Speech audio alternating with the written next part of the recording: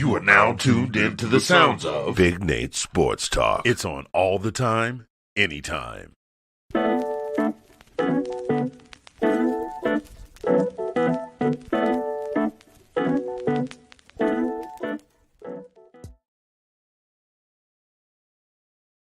know the love in me wasn't always easy. You tried to hold on, and you felt like walking away when you couldn't see me. Felt like all your hope was gone, but I'm right here on bended knee. Please be my wife and stay with me.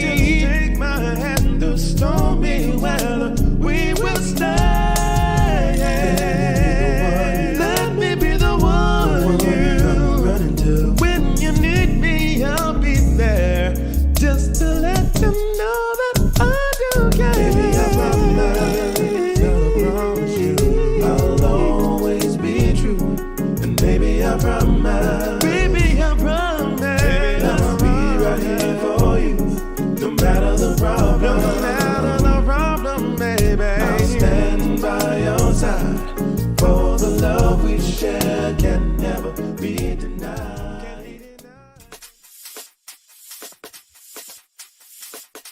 You are now tuned in to Big Nate Sports Talk, the show that's on all the time, anytime. Be sure to like, comment, and subscribe for all content.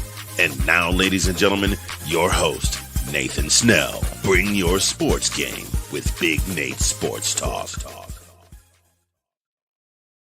Thank you, Mr. Anthony Handy, for that wonderful introduction. Hello, ladies and gentlemen. It is your host, Nathan Snell of Big Nate Sports Talk Podcast. I hope you're all doing well. Hope you're all staying safe. Hope you're all having a fantastic weekend. Weekend's gone by fast. As we all know that we spring forward, so that means the clocks have gone forward. This is episode 22, season 13 of Big Nate Sports Talk Podcast. In this episode, we are officially recapping the regular season for the Maryland women's basketball. Episode 23 is the season finale, which is recapping the men. As I am recording this video later this evening, the men are hoping to see who their final seeding is.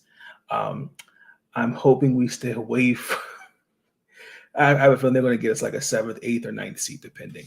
But when we get to those videos, we'll probably get those videos Monday and Tuesday, my reaction and what to expect from the men and women's wherever they're selected. But before we get into that, there's a few things I would like to say up front. I know what you're thinking. It's been a few weeks since you saw this beautiful face and you heard this beautiful voice. School, work, just a little was there. Took a little bit out of me in terms of just focus, and also to writing for the Maryland women's basketball team. So you can find that at marylandsportsblog.com. It was weird. I was like, oh wow, it's been 3 weeks. As I've tried to keep you guys also too in the loop with some WNBA off-season stuff. The Agumake sisters signed their contracts. Ronna Jones signed her contract. I reached out to the Washington Mystics PR and did not get the recording for Brittany Sykes' media availability, which was back in late January, early February. So that's very disappointing. So that's pretty much what's been going on. I mean, I'm doing good. Just glad to be back on YouTube. As we are looking at the season, couple things. I also like to extend a great deal of gratitude to the University of Maryland, College Park PR, as it gave me the opportunity to be a part of the media coverage this season for Lady Terrapins. I came on late. I came in about maybe 3-4 weeks into the season. And I'm just grateful for the opportunity, grateful for the opportunity. I was able to ask Coach Freeze, a couple players, some questions. Even got to be a part of the Big Ten tournament media coverage. That was the entire Big Ten. Most of my questions that I had, especially when you're on Zoom, are already going to be taken by those in-person media. Big Ten tournament was in Minnesota, and that was fun. So I'm glad that I had that opportunity. Still have that opportunity with March Madness for the women. But that's enough of introductions. You'll see these episodes out tomorrow. Season 14, episode 1, I have a special guest. That will go on a little bit later, just before the women's selection is at 8 this evening on that network, ESPN. So I'll be tuned in for that. So the regular season's over for the Maryland women's basketball. Where do I begin? It starts with, I think, it starts with the offseason. We all know the elephant in the room. Angel Reese, Ashley Owusu, Mimi Collins, transferring to other schools, and Chloe Bibby going into the WNBA draft. Tatiana Kozlov transferring. Shanice Lewis transferring. Diamond Miller was the only starter other than Faith to come back. And a lot of people really, really questioned what this team would look like. If you told me today, did you potentially see this team finishing the rest of the season strong with just 2 losses under their belt? I'd have said no. That's last stretch of the season. And it just speaks to Brenda Freeze and the coaching staff that just what they've done. To me, when you're bringing in 9 transfers, Abby Myers, Brene Alexander, Lavender Briggs did not play last year. Even though she was coming off an injury, I'm starting to see her confidence get stronger game by game. And then obviously the recruiting class, which I still think is still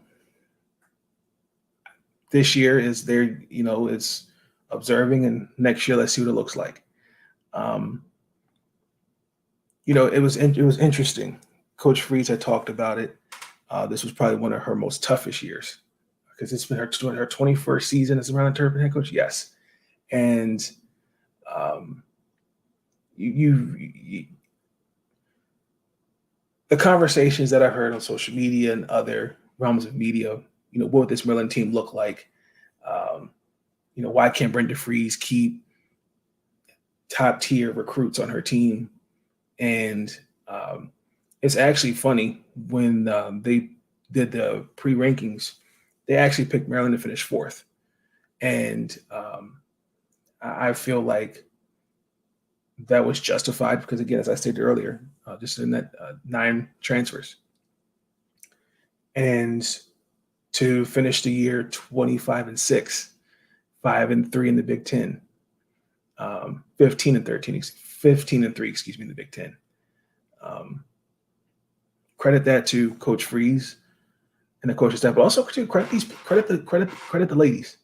The biggest thing was how how they're all meshed together. I got to start with Brene Alexander. She sacrificed to be a part of a winning culture. Coming out of Vanderbilt, great guard, great shooter. The energy that she's brought off the bench. At times during the season, I had a question that why the minutes were not consistent. Lavender Briggs, I know she was working her way back from an injury, and to see where she's peaking right now, give her credit. The freshmen, even though I have been advocating for them to get some type of opportunities, what they've made the most, there's still room for improvement. I don't think it's fair to do draft grades on them. But really, Coach Freeze has said it. And even though this is just me personally, I don't think practices are your true development of a player. That's just my personal opinion. You've got to give them some small opportunities, whether it's 5-8 minutes and putting them in lineups, with veterans. That's just me. The rise of Bree McDaniel, Chicago Hooper. Just amazed to see the opportunities that she's been given this year, and she stepped up, whether it's on the offensive side of the ball, defensive side of the ball. I hosted a Twitter space a few months ago, and Cheyenne Sellers said that she's going to be one of the best guards in the Big Ten, and I'm with her on that.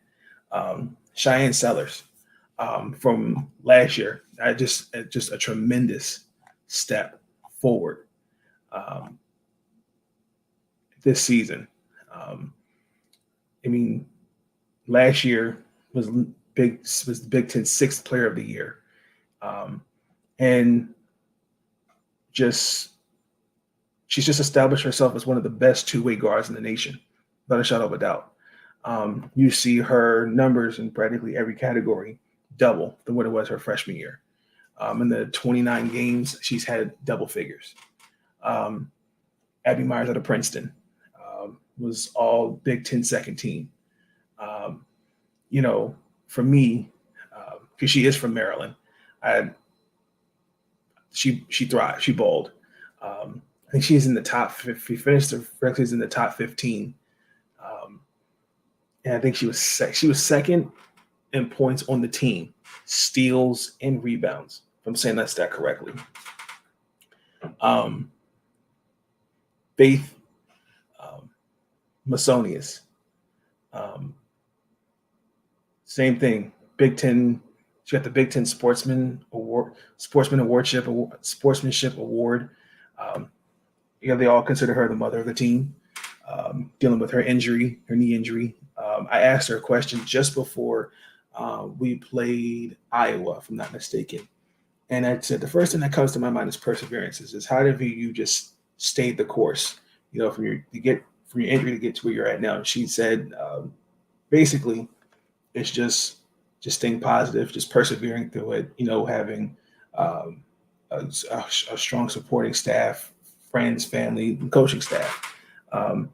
She is the glue of that team. And she started in all 29 games this year for me, which was pretty good. And to me, Renee Alexander should have got some consideration, should definitely got consideration for sixth player of the year. Let's just get that out the way. But to really see where these Terrapins have been, remember, I believe we were ranked 20th. And after particularly that embarrassing loss to Nebraska the day before my birthday, which was December 4th, painfully, and then beat Purdue, and Cheyenne Sellers had that game-winning bucket, and then finishing the regular season when you win 16 out of 18 games. The only thing that has been kind of questionable at times is the ability to finish, but also to starting games slow. And I'm going to talk about that with the Big Ten tournament just a bit, but there has been some games where we start out slow, and at times the offense is slow. And at times I'm also seeing some hero ball. I saw hero ball throughout the season. That was concerning. I forgot I want to say it was Illinois, if I'm not mistaken. And it bothers me when in the stat sheet I see one player taking 25 shots compared to everyone who's taking less than 10 shots. I'm just using that as an example. We have to find ways to get everybody involved early. I've said this before. I've said it in I don't know how many videos with this. The others around Diamond Miller are key for March Madness success. Cheyenne Sellers has to have a good game. Faith has to have a good game. Abby has to have a good game. Alyssa Penzin, as she's a good guard. I feel like we could have found something a little bit better because she's not a point guard to me. I think she's more of a two guard. Because there's some games where I'm like, I really would like you to get a shot, and I don't know if it's confidence. I don't know what it is with her. There's been games where, it shows me the post. Whether, and that's something also I kind of want to get off my chest. When I'm looking at some of the recruits that we've gotten, post play is actually starting to become extinct. You're starting to see more wing players.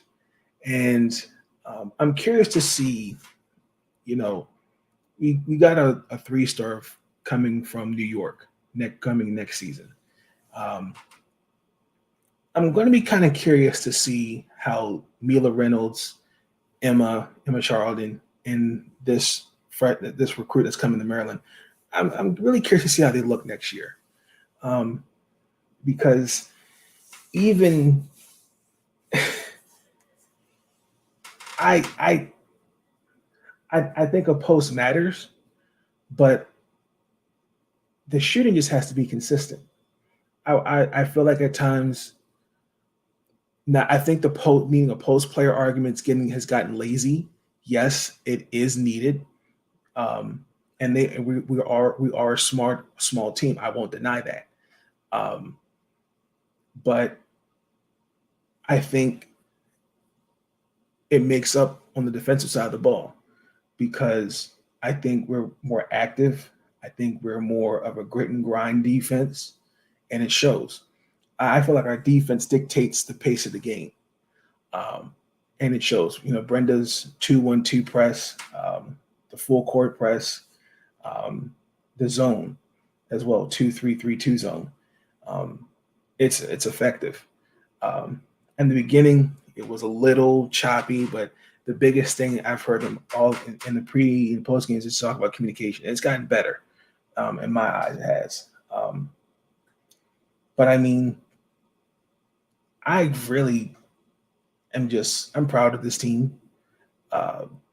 This is a team for 3 quarters without Diamond Miller, played the national defending champions tough. And then to get payback against Caitlin Clark at home. Surprising the standard. University of Connecticut Huskies at home. It just really just speaks to, I think, the trust they all have in each other. And there was a clip. I wish I had that up, but there's a clip. It was, what game was it? Oh my gosh, Ohio State. Was it Ohio State? I think it might have been Ohio State. It was home, and we didn't do well in the first half, and Brenda just snapped. We responded well. If it's not the house, I can't remember what game it was, but I have that clip bookmarked on my Twitter account. It's still, it wasn't funny, but it was like, oh, okay. I know not to get on Coach Freeze's bad side, but no, in all seriousness, they silenced a lot of critics. And I asked Coach Freeze, what has played a factor in her success as a women's basketball coach, particularly for Maryland. She said it started with her parents, and just building just something special here. I mean, for 21 years, I remember first couple years was a little, as a kid, it was tough, but when they won the national championship in 2006, the players that she's brought on, Tina Hawkins, Bree Jones, Shatori Walker-Kimbrell, it's just a level model of consistency. And hey, like, even coming into the Big Ten, she set the tone for what the Big Ten is. And even though I still don't like that shot that Coach Boulder took at us, whether or not Brenda, one thing about Coach Freeze's teams are always going to play hard. And Coach Reese definitely deserves her flowers. I was a little disappointed to see that she did not get any consideration for Coach of the Year. I think that's blasphemous. To win another 20 game win season, especially when you don't have your starting point guard, Ashley Owusu, who transferred to Virginia, Angel Reese, who transferred to Louisiana State University, and Mimi Collins, who transferred to NC State. You lost. All that happens. You bring in 9 transfers. You win 24 games, and you don't get any consideration for Coach of the Year.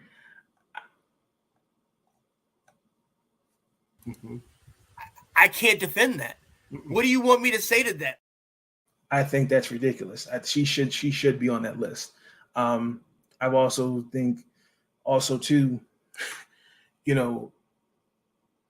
she's beaten ranked teams, especially I think at home. I think both teams, the men and women, I think finished 20-0, if I'm not mistaken. So to not take any, I just would like to know what is the criteria for Coach of the Year, because Brenda, Shauna Green, and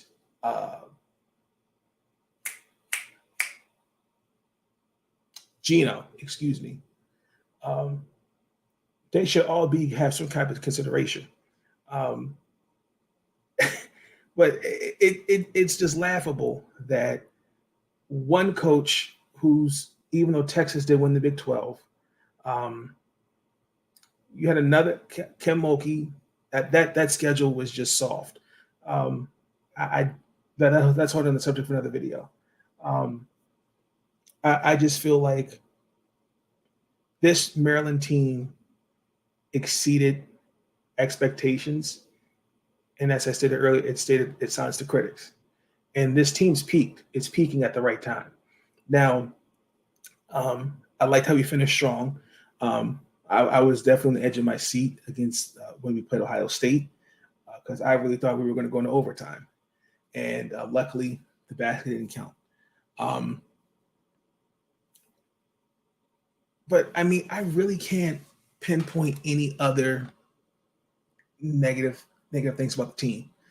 Just, other than just slow offensively, we got to figure out how to offensively get going, especially in the first half. How do you try to get shots for everybody else? But this year, Diamond Miller, who I still think is a top, in my personal opinion, top 4 WNBA draft pick, she's proved it. Cheyenne Sellers, I look for her to make all first team next year. And Diamond Miller also made all second All-American team. So, I mean, one thing I can say about this Maryland team is that they respond, especially when we got our butt whooped February 2nd on the road against that team in Iowa. It was interesting. I think it was Abby and Diamond. They talked about how they were up late. The whole team was just watching film. And I think it was almost like 4 or 5 o'clock in the morning. I was like, damn. But it's if there's one word I could say, if I wrote a story on this team,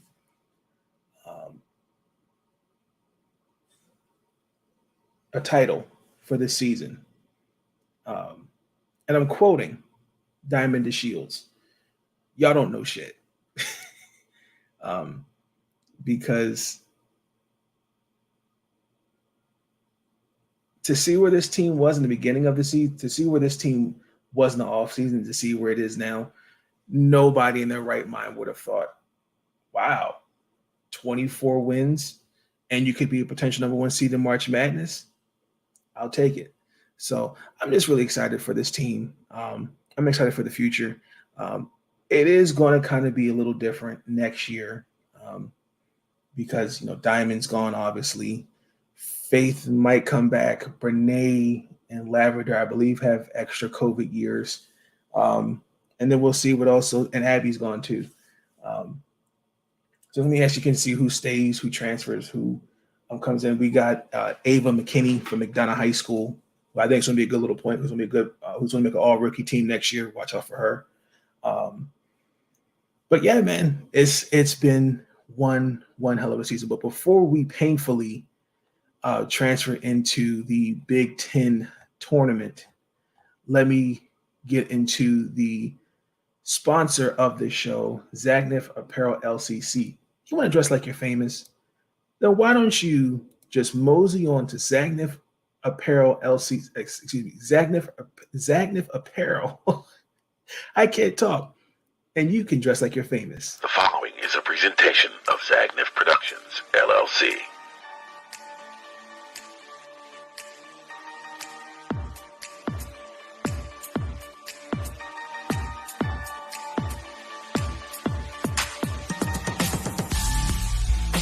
Introducing Zagnif Apparel.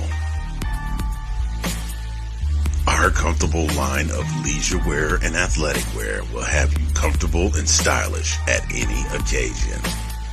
Whether you're at the gym, out shopping, or just relaxing at home. Whether you're an athlete or just want to lay around the house, we've got the perfect outfit for you. Stop by our website today and pick up your favorite pieces.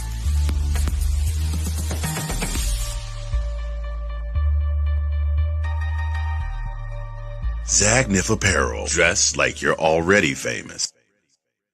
If ever you find yourself in need of someone you can count on, call on me.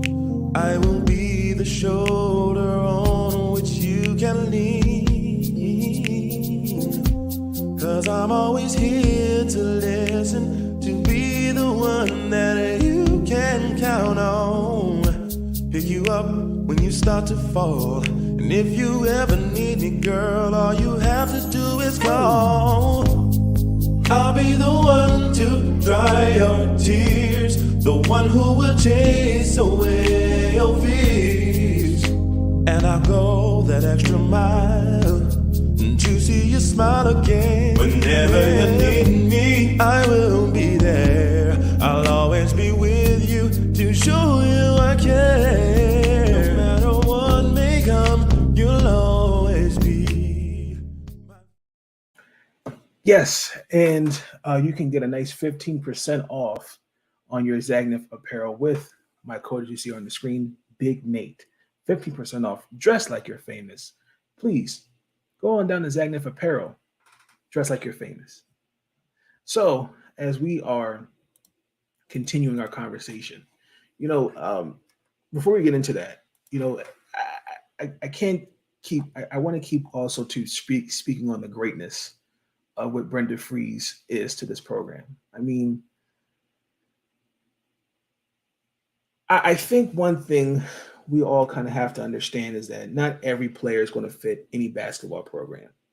To me, this has to be probably one of my favorite Maryland teams, as long as I've been a Maryland fan. Again, last year, those losses were tough, but Shakira Austin went to Ole Miss. Natasha Cloud went to St. Joseph. Lexi Brown went to Duke. Taylor Mikesell went to Ohio State. And then Destiny Slocum went to Oregon and Arkansas. So it's just for me, it just her pedigree is the key to success for this program. And let's appreciate this greatness. Because she's the only third women's head basketball coach for the program since its existence. So it's like Dottie McKnight, Chris Weller, and Brenda. So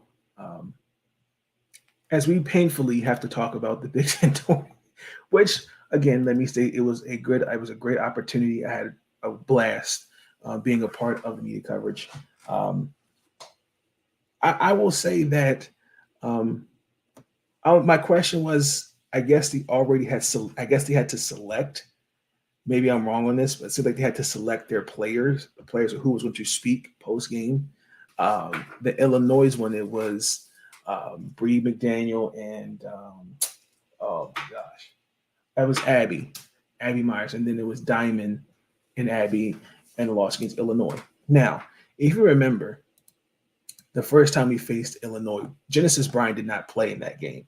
And I talked about this on my article on MarylandSportsBlog.com. I really thought that with her coming back, I felt like that did play a role. Yes, she was put in check, but there was a point where she did bring the lead. She kind of played a role bringing the lead down because we were up 20 going in the second half of that game. And our bench, which I think is key, and I asked Coach Reeves this a few weeks ago. I says 20 or more points your benchmark, and she was like, "I don't have a benchmark," and I know that's just what she said. But I'm just quoting that specific response to that question. She said she didn't have a benchmark, which I've asked Coach T that for the Washington Mystics. I'm actually kind of surprised that most don't have a benchmark, but I understand why.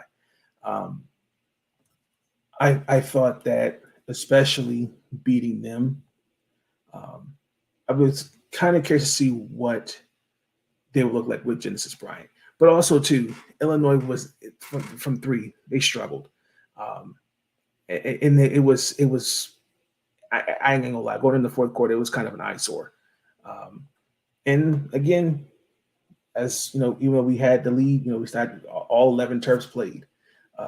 Bree McDaniel in that game, I'm telling you, hey, she's just bringing meaningful minutes.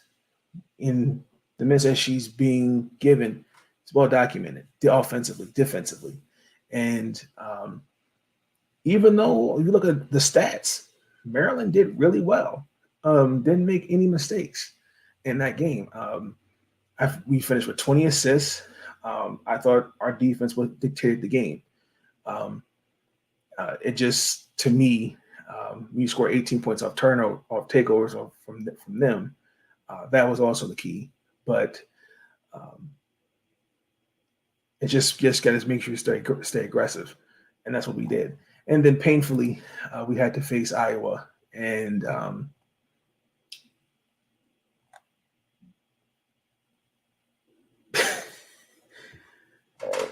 it's a trilogy. And they got round 3. I have a feeling we'll see them again. Caitlin Clark is just a special player. She's going to be a star in the WNBA without a shadow of a doubt.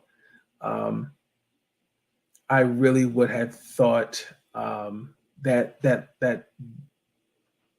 3-point shot by Lavender would have went in. To give McKenna Warnock 4 straight free throws, that was painful. We just had no answers for defensively checking Caitlin Clark. Caitlin Clark is a dynamic ball player. I mean, not only can she hurt you from scoring, but she can also hurt you with the playmaking. There was times where she's not even crossing half court and she's taking shots. They took 40 threes and made 15 of them. I mean, I really don't know how I could feel about that if I was on defense. I felt like also too at times their length kind of bothered us, and it shows. Without interior presence, it's something we lack, and we gave Sanano really good looks. It just, you have to defend the 3-point line, especially when you face Iowa, and but you have to take something away. the shooting or the playmaking. And it sucks. But I thought what was the ace in the hole was the back-to-back turnovers. I want you to as I'm being serious when I say this. Now, if you're driving, don't do this. I want you to picture in your mind, right? The score is 70-68. Okay. You've got a little bit under 7 minutes. You just grabbed a rebound. You're starting the transition offense. And you are attempting to throw a pass to Diamond Miller. Out of bounds. Okay. Get back on defense. Warnock shot a 3. You're down 5. That's next possession. Diamond Miller passes you the ball. Goes out of bounds. Those 2 turnovers what killed our momentum. And Coach Freeze, they talk about in the post presser, they said that was going to bother. No, I understood what she was saying. She said it was going to haunt her, but for me, I gotta let it go and go get to the next play. I could see going into the fourth quarter, there was some exhaustion. I could tell, and that's where my concern is with how you ensure everyone is getting some type of minutes. You're not giving a player too many minutes, and also to trusting. You're putting your best lineup out there, and also to down the stretch, you've got to have better IQ, especially in late game possessions. So, I mean, for me, like they got time to fix it because their first game is in less than 5 days, or the 17th and the 18th. So, I mean, other than that, man, I'm excited to see what this team looks like in March Madness. I'm curious to see what they look like. I'm scared who they will play and what region they're in. I'm praying it's not Greenville number 2. Please put us somewhere else. Please. So before we get into that, before we end the episode, gotta finish it off with final message. Let's get into it. Incoming message. Thoughts are running through my mind. Someone took some time to find a minute or two to organize. Again, I just want to send my grateful for the University of Maryland to give me the opportunity to cover this team. Also, shout out to MarylandSportsBlog.com. Brian, I appreciate you for giving me the opportunity to show what I can do as a writer and covering a team. There was some games where I was not able to get a coverage because of school, but just being in the pressers and not being afraid to ask questions, and also reached out to some other people. Shout out to Dylan, Andrew, Damon Brooks Jr. Shout out to those guys, Sam June. Shout out to y'all. This is going to be fun. Whatever happens, you might see me down at College Park. I got to get to one of those games. Got to, but it's going to be fun. I predict that this team will get to the Elite Eight. I see it. We could beat LSU. I'm not afraid of them. I'm not afraid of NC State because I don't know the health of Diamond Johnson. The only team that'll be in the way is South Carolina. Other than that, Maryland, with a team that's peaking, if they play their cards right, depending on where they're ranked, what region they go into, Elite Eight, easily. Guarantee. So with that being said, I will catch you guys on the flip side. Please like, comment, subscribe. It's good to be back on here. I missed you guys. I hope you missed me.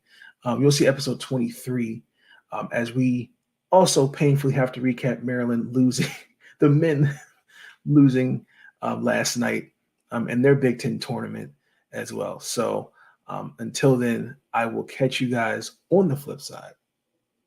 Have a good night. Peace. Stay out. But they don't know, they don't know, they don't know.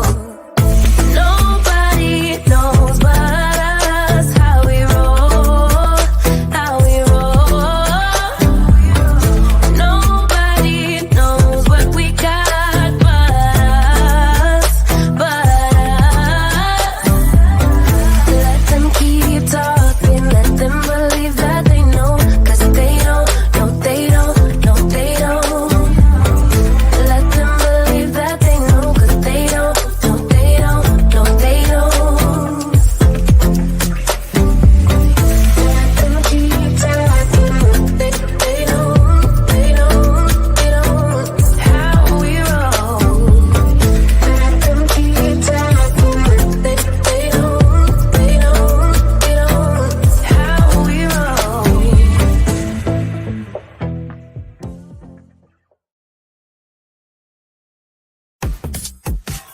Thank you for tuning in to Big Nate Sports Talk. If you enjoyed that episode and you want to see more content, be sure to like, comment, and subscribe. Bring your sports game on Big Nate Sports Talk. It's on all the time, anytime. I wanna thank you. I wanna thank you, yeah. I wanna thank you. Ooh. For all the times you put up with me. Thank you. And you helped me retain my sanity. Thank you. I wanna thank you. And I wanna thank you. All I wanna do is say thank you for everything you